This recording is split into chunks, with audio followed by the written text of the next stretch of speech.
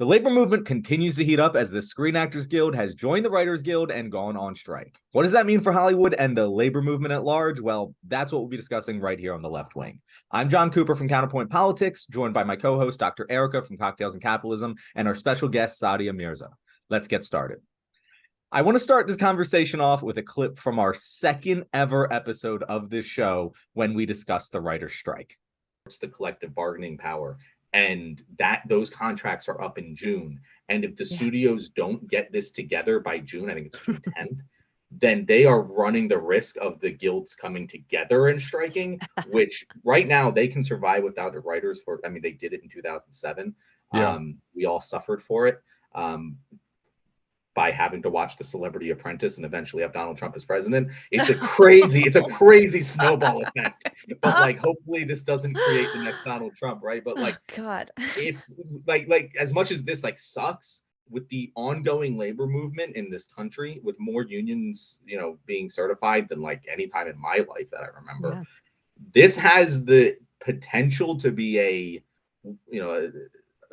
game-changing moment, a tipping point in the labor movement, because if they really are that greedy and they let it get to that level where they're now negotiating all three contracts in the most public unions in the world, like the most visible unions in the entire world, I think there is reason to be hopeful is what I'm saying. Like, this is a news story that, as much as it sucks, it makes me smile a little bit. You know what I mean?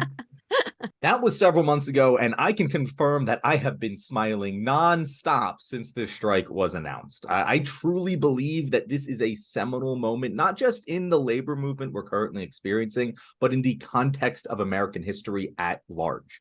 As I mentioned in that clip, the last time the writers went on strike, producers shoved The Celebrity Apprentice down our throats and created the snowball effect that ended up in Donald Trump's presidency. The last time both the actors and the writers went on strike back in 1960, you want to know who the president of the Screen Actors Guild was? Ronald Reagan. Ronald Reagan. And we all know how that ended up. Now, obviously, those two, they're boogeymen for us on the left. But if history were to repeat itself again, well, we now have a Screen Actors Guild union president with a very different background. That was the nanny herself, Fran Drescher, speaking the truth about this strike. And that's that this is not just about Hollywood. This is about every single industry in this country where the ultra-wealthy capitalist class has been squeezing out the middle class for decades, leaving more Americans ready to exercise their collective bargaining power than ever before in our lifetimes. I do think that the capitalist class is making a huge mistake here. Their response to the growing socialist movement in this country is apparently to antagonize the most popular group of people on the planet who are paid millions of dollars specifically for their communication skills. These people feel so invincible that they don't even see the danger in that. And I think it's time that we make them start to feel the danger and see what happens if they continue to drive the working class off a cliff. Now, Erica, I know you're no fan of capitalism, so are you feeling the same way I am right now? Oh, yeah, definitely. Especially with, Bob Iger, the Disney CEO, saying, this is just, what they're asking is unreasonable. Just kind of shut up, guys.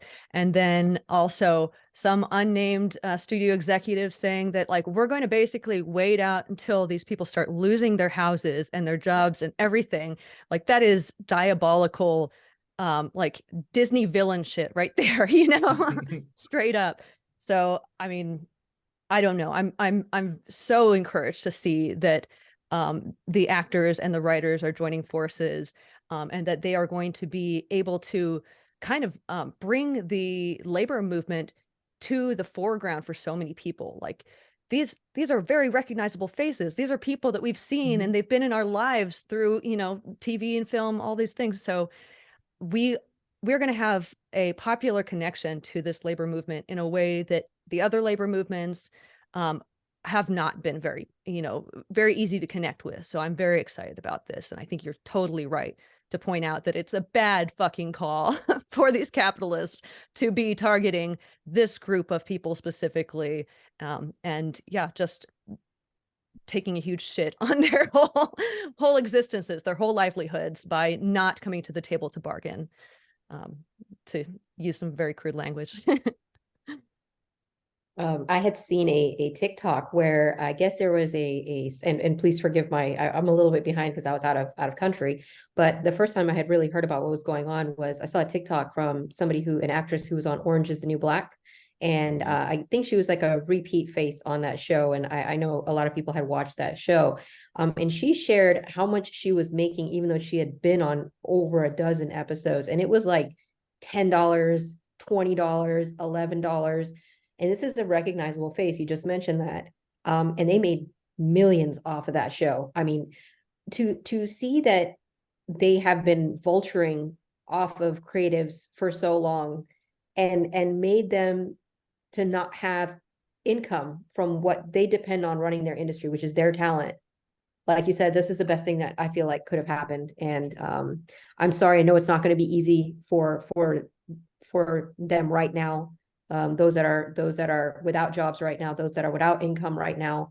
But like you had mentioned, the collective bargaining power that they hold now together is way greater than I think they would have held separately. So Yeah.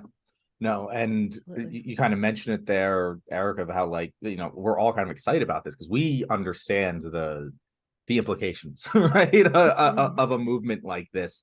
And quickly America is getting educated about the implications of a movement like this, about worker solidarity in the social media age. Like, again, the last time this happened was the 60s, and you know who they were striking against? The same people who controlled all of the news that America was receiving, but today we are seeing a direct, again, some of the most popular people in the world directly speaking to Americans on social media about solidarity, about the labor movement, some of them going very much full on socialist. Like, it is very interesting to see, where the battle lines are being drawn. But the other thing that I've been really interested, like, I've been making content on this, and I don't know if anyone, knows this out there, but if you're a, political person on the internet, you typically get a lot of haters, right? I get a lot of the same people on all my videos who are like, yeah, no, you're an idiot.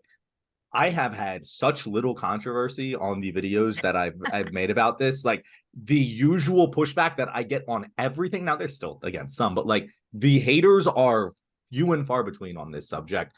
As I've been saying, this is a right-wing issue as much as it is a left-wing issue. If you care about the free market, then you should care about the ability of workers to collectively organize and negotiate the free market value of their labor. And that is exactly what is going on here. Because for those who are unaware of the specific details, streaming has completely shifted the dynamics of Hollywood.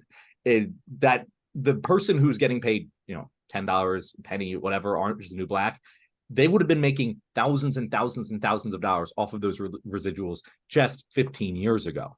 Right? It's not like these people are asking for a bigger slice of the pie. They are simply asking for the same slice of the pie that they used to get. And it's not like these studios they're making even more money now. Like, it is insane how they've been able to squeeze out everything, to the point where a lot of these actors, like, and again, we're not just talking about like the really famous rich ones. Like, they're fine. They're standing in solidarity with the 160,000 Screen Actors Guild members. Most of them make less than the average American salary, who are background actors, they're part-time roles on your favorite TV shows. They rely on those residuals to get from job to job. And without them, they can't. And for all the people who are like, oh, it's a Hollywood, we don't care about Hollywood, those liberal elites. Like, no, these aren't the liberal elites. These are the working class people, that we're worried about. Yeah, there's like elites working with them, but the real elites are the producers who are making billions. They are much farther away from you than the millionaire celebrities who you think the elites are. Yeah.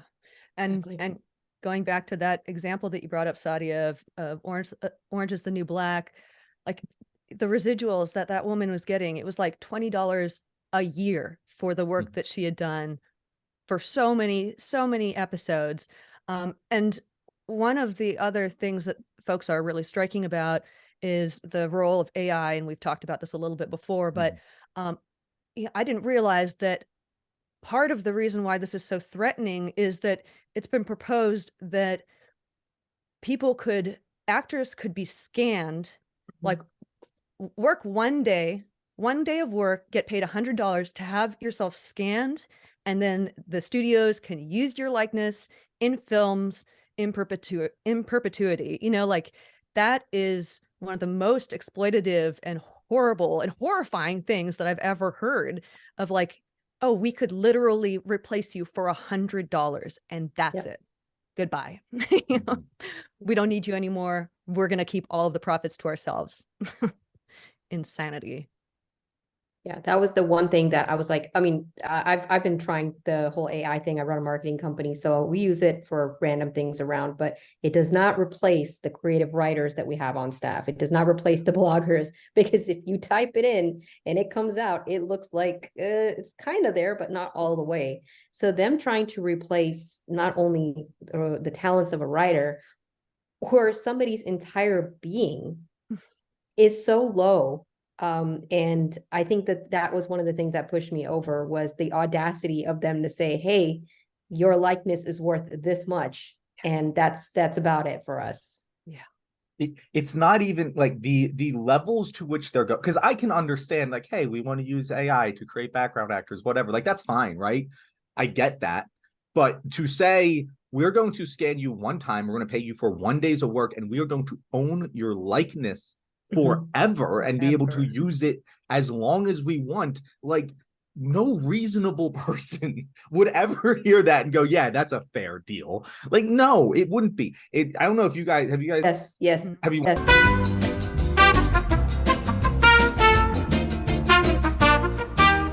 Yeah, and you guys are talking about the AI. Like, I can understand using AI to further the filmmaking process. Like, that makes sense. But what we're talking about here is paying a day rate to record someone's entire image and likeness and using it in perpetuity, forever, for free, which is just utterly absurd to any normal person looking at this situation. And the thing that I think is just so, like, obnoxious about this is, if you guys have watched the most recent season of Black Mirror, spoilers out there for anyone who hasn't seen this episode yet, but it's the first episode of the season, and the plot revolves around Netflix scanning, like, people's likenesses and using it to create artificial intelligence generated content, and how terrible that is for the world. That is the entire plot of this first episode. And I remember sitting there watching it. Like, Netflix, they didn't call it Netflix, but it was clearly Netflix. The Netflix UI in the show, it's on Netflix. And like, I remember watching it being like, I can't, like, I felt